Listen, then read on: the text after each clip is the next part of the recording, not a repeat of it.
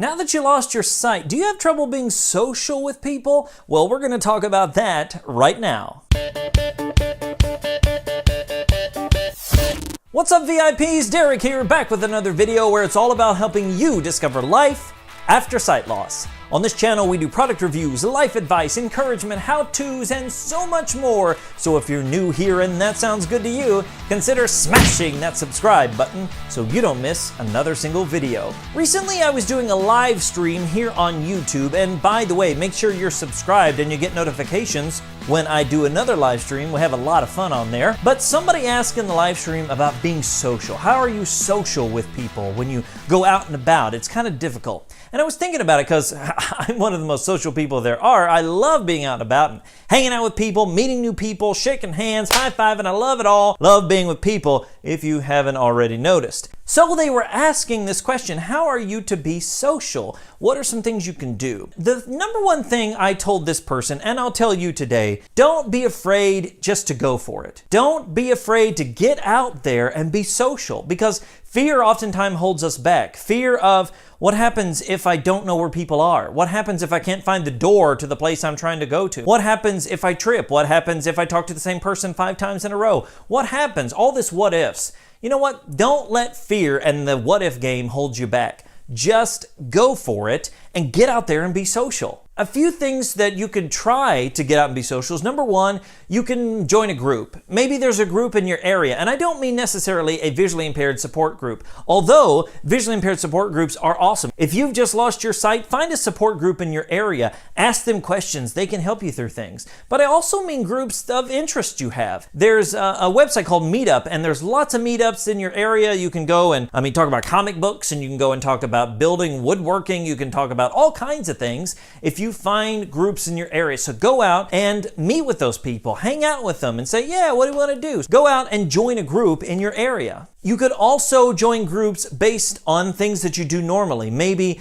there is a group in your church that you could join, whether it's a Bible study or just a men's group, women's group, something like that, teen group, whatever it might be. Teen group, is that a thing? Youth group, my apologies. But join something that you're already connected with. A library is close to you.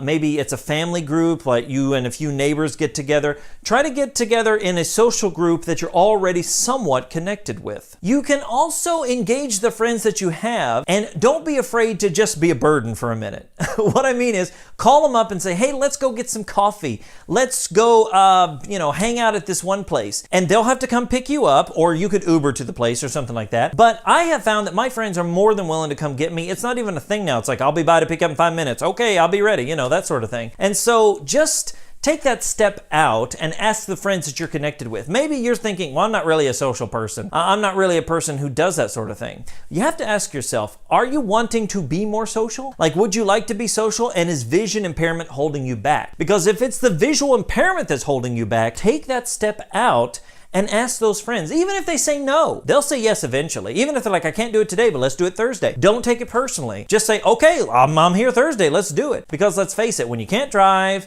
and you're not in a walkable area, it can make you feel very trapped. So being social is really important. So take those opportunities to get connected with people in your area. And finally, if nothing else, get connected here on the World Wide Web. Join a Facebook group, get connected in the comments on YouTube, all those sort of things. Find people in your area online and connect with them, because if nothing else, you can start that relationship, and who knows, maybe you'll meet somebody you can meet up face-to-face with online, and then maybe one day face-to-face with in the real world. So don't be afraid to get connected in lots of different ways. These are just a few of the tips to get social.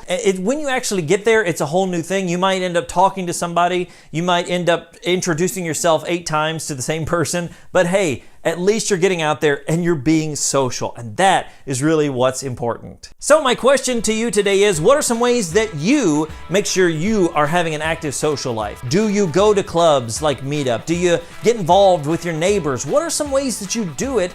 I'd love to hear about it, and I know other people would as well, so let me know in the comments below. Hey, if you liked this video, if you found it encouraging, make sure to give it a big thumbs up, share it with somebody you know, and smash that subscribe button so you don't miss another single video. And until next time, remember that sight loss isn't the end, it's just the beginning. My name's Derek Daniel from lifeaftersightloss.com, and I'll see you in the next one.